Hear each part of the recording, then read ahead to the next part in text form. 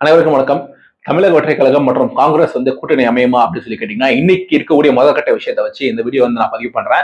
So இதுக்கு முன்னாடி பாத்தீங்கன்னா, டைரக்டா விஷயத்துக்கு வந்துடுறேன். ஒண்ணு தமிழக வெற்றிக் கழகத்தினுடைய தலைவர் விஜய் அவங்க காங்கிரஸ் லீடரான ராகுல் காந்தியை பிரைவேட்டா சந்திச்சாங்க அப்படின்னு சொல்லி பாக்குறோம். பிரைவேட்டா சந்திக்கிறது என்னன்னா, அரசியல் ரீதியா பேசியிருக்கலாம். ஆனா இப்போ போட்டோஸ் எல்லாம் ரிலீஸ் பண்ணாம இந்த விஷயம் நடந்திருக்கு டிஸ்க்ளோஸே பண்ணாம ரீசெண்டா இபிஎஸ் அவங்க அமித்ஷா அவங்களை சந்திச்சுட்டு வந்தாங்க. போட்டோ ரிலீஸ் ஆகல. ஆனா இந்த விஷயத்தை டிஸ்க்ளோஸ் பண்ணாங்க. அந்த விஷயம் டிஸ்க்ளோஸ் பண்ணாம இருந்தாங்கன்னா அது ஒரு பிரைவேட் மீட்டிங் அது கருதலாம். அந்த மாதிரி பிரைவேட்டா சந்திச்சிருக்காங்க அப்படின்னு சொல்லி நம்ம பாக்குறோம். தமிழக வெற்றி கழகத்தை ஆரம்பிக்கிறதுக்கு ஒரு 6ல இருந்து 7 மாசம் முன்னாடி இந்த மாதிரி அரசியல் நகர்வுல இருக்காங்க அப்படின்னு சொல்லி பேசிட்டே இருந்தோம். அந்த ஏப்ரல்ல கட்சி அறிவிச்சாங்க.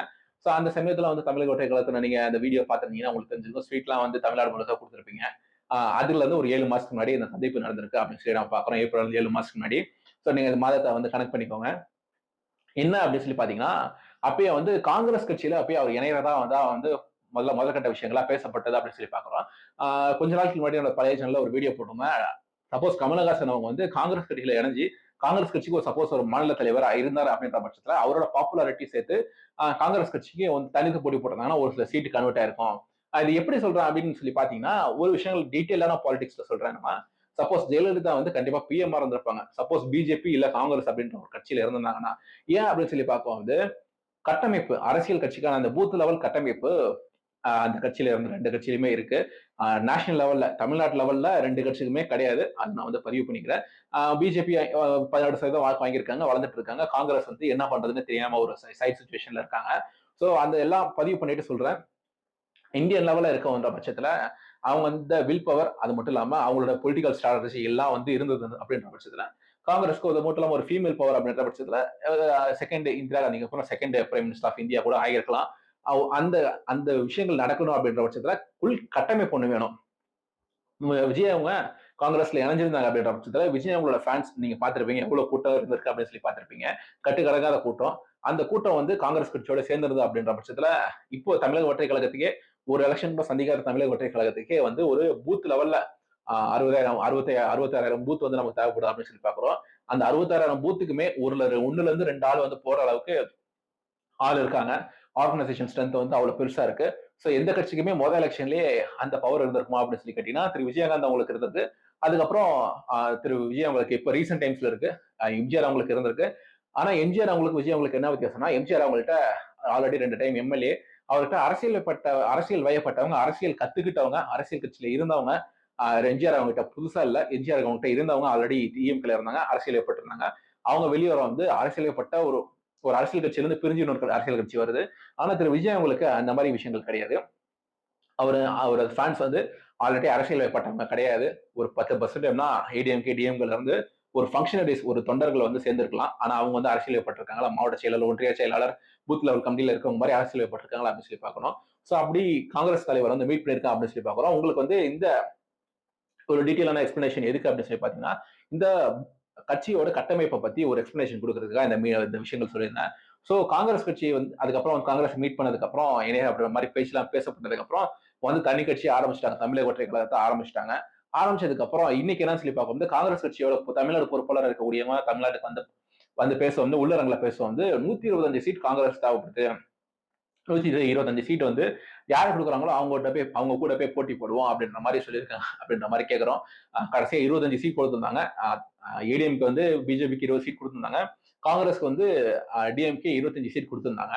சோ இப்போ செல்வ பிறந்தநாயகம் அவங்களோட டார்கெட்டா என்னெல்லாம் இருக்கு அப்படின்னு சொல்லி பார்ப்போம். 40 சீட் வாங்கிடணும் எப்படியாவது அப்படின்ற மாதிரி இருக்கு. அது மட்டும் இல்லாம காங்கிரஸ் கட்சியில இப்போ தலைவராக கூடிய செல்வ பிறந்தநாயகம் இது நம்ம ஓப்பனா பேச வேண்டியதுதான். நிறைய பத்திரிகைகளையும் வந்தது. அவரோட மெயினான டார்கெட் என்ன அவரோட தொகுதியான ஸ்ரீபெரும்புதூரை திருப்பி ரீகெயின் பண்ணணும். அது மட்டும் இல்லாம ஸ்ரீபெரும்புதூரை எப்படியாவது ரொம்ப வருஷங்களா காங்கிரஸ் தான் போட்டி போடுறாங்க. நம்ம எப்படியா போட்டி போடணும் அப்படின்னு சொல்லிட்டு காங்கிரஸ் கட்சியில இருக்கிறவங்க, திமுக இருக்கிறவங்க இந்த தடவை ஸ்ரீபெரும்புதூரை விட்டே கொடுத்துடக்கூடாது அப்படின்னு அந்த மாதிரி அந்த ஸ்ரீபெரும்புதூர் தொகுதியில ஒரு கொஸ்டின் சொல்லணும் போயிட்டு இருங்க அப்படின்ற மாதிரி பாக்குறோம். அந்த மாதிரி ஆனா அந்த ஒரு மாநில தலைவராக இருக்கிற செல்வ பிறந்தநாயகம் அவங்க. அது மட்டும் இல்லாம அதுக்கப்புறம் மாநில தலைவர் கீழே வந்துட்டீங்கன்னா ஒரு 90% நம்ம சீட்டை ஏத்தணும் இல்ல கூட்டணி மாறணும் அப்படின்னு கேட்டீங்கன்னா ஆமான்னு சொல்லிடுவாங்க.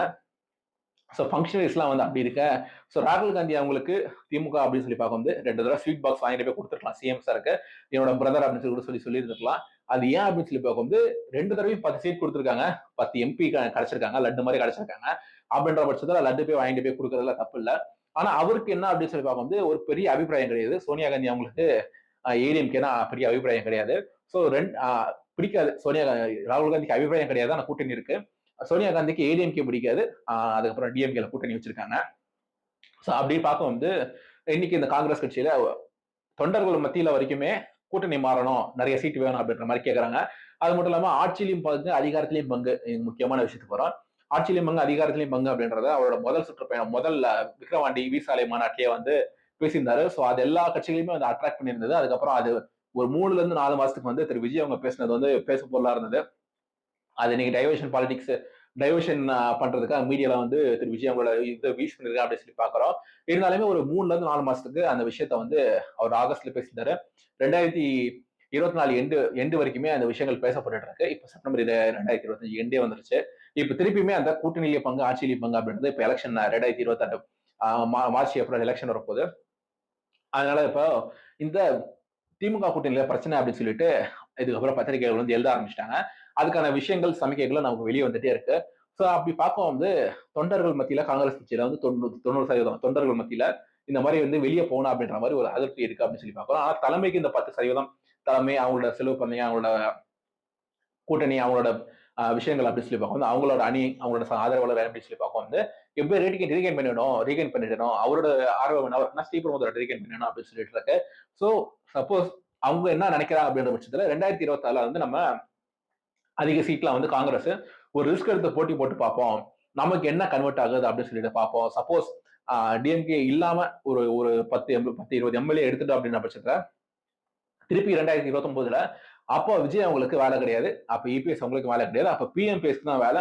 ஸோ பிஎம்பிஎஸ் தான் வேலை, அதனாலதான் விஜய் அவங்களுக்கு வேலை அப்படின்றத குறிப்பிடுறேன். ஸோ விஜய் அவங்களுக்கு பிஎம் யாரும் நிறுத்த போறது இல்லை, அவர் சிஎம் கேண்டிடேட்டா நிக்கக்கூடியவரை. ஸோ அதுக்கப்புறம் திருப்பி 2029 இங்க வந்துடலாமா அப்படின்ற மாதிரி ஒரு ஆலோசனைகள் யோசிக்கிறாங்க.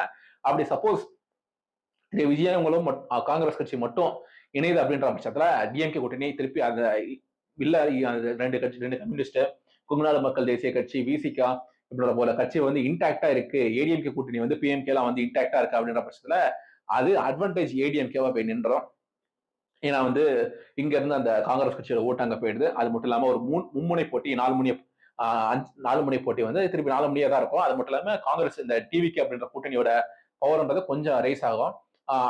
அந்த டிவிகேவும் காங்கிரஸ் மட்டும் இருக்காங்கன்ற பட்சத்துல இது ஒரு அட்வான்டேஜ் ஏடிஎம்கே மாறும் அப்படின்றத நம்ம பாக்குறோம். ஏன்னா இங்க நேஷனல் பார்ட்டி கிடையாது, ADMK state party plus national party BJP இருக்காங்க அப்படின்றத பாக்குறோம்.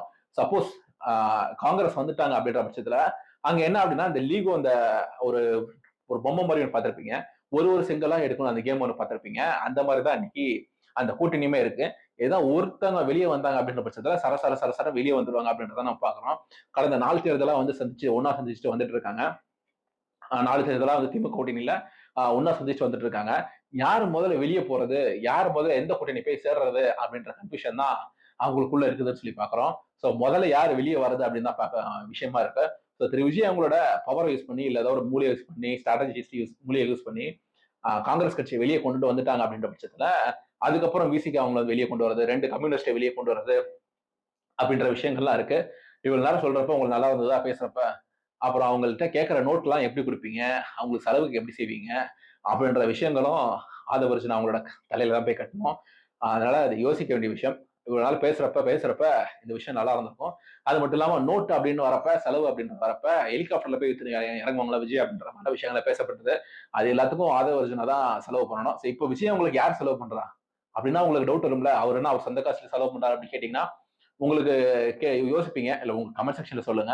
இது கலாய்க்கிறதுக்காக சொல்லல, இது நிதர்சனமான உண்மை. இதெல்லாம் பேசப்பட்டு இருக்கு. இது உண்மையா நடந்திருக்கக்கூடிய விஷயம். சப்போஸ் இது நடந்தா நல்லா இருக்கும் அப்படின்ற மாதிரி ஒரு விஷயங்களை இவ்வளவு விஷயங்கள் டீட்டெயிலா சொல்லி இருந்திருக்கேன். அது ஒரு பிராக்டிக்கலான விஷயம் சொல்லி கேட்கும் நோட்டு விஷயத்துல தடைப்படும். அது மட்டும் இல்லாம இந்த விஷயம் நடக்கணும் அப்படின்ற பட்சத்துல ராகுல் காந்தி அவங்க, சோனியா காந்தி அவங்க கட்சியின் நலனை யோசிக்கணும், செல்வ பிறந்தைய அவங்களும் கட்சியின் நலனை யோசிக்கணும். இவங்க எல்லாருமே நல்ல ரிப்போர்ட்டா தேசிய தலைமைக்கு கொடுக்கணும். தேசிய தலைமையும் பிரைவேட்டா ஏஜென்சில வைப்பாங்க. அந்த தலைமையும் இந்த கூட்டணி போய் அமைஞ்சா ஒரு நல்ல ரிசல்ட் வரும் அப்படின்னு நல்ல ரிப்போர்ட் கொடுக்கணும். திமுக கூட்டணியில 29 சேர்ந்தா இன்டாக்டா அந்த 10 சீட் கிடைக்குமா அப்படின்ற எல்லாத்தையும் தான் யோசிப்பாங்க. சோ அமையுமா அப்படி இல்லையா அப்படின்றது இன்னைக்கு தேதியில என்னென்ன விஷயங்கள்லாம் இருக்கு, என்னென்ன முக்கியமான விஷயங்கள் நோட்டு சீட்டு என்னென்ன முக்கியமான விஷயங்கள் அப்படின்றத ஒவ்வொன்றா அந்த வீடியோல பார்த்துருப்பேன் அப்படின்னு சொல்லி நினைக்கிறேன். ஸோ இதுக்கப்புறம் இன்னும் ஒரு டீட்டெயிலான வீடியோ ஒரு ஒரு ஒரு டிசம்பர் டயத்தில் போடுறதா கரெக்டாக இருக்கும் அப்படின்னு சொல்லி நினைக்கிறேன். இன்னைக்கு ரெடியில் இருக்க இன்ஃபர்மேஷன் பற்றி இந்த வீடியோ போட்டிருக்கேன். ஸோ சேனலுக்கு புதுசாக சப்ஸ்கிரைப் பண்ணிக்கோங்க, உங்க ஃப்ரெண்ட்ஸ்க்கு ஷேர் பண்ணுங்க. இன்னொரு வீடியோல பார்ப்போம்.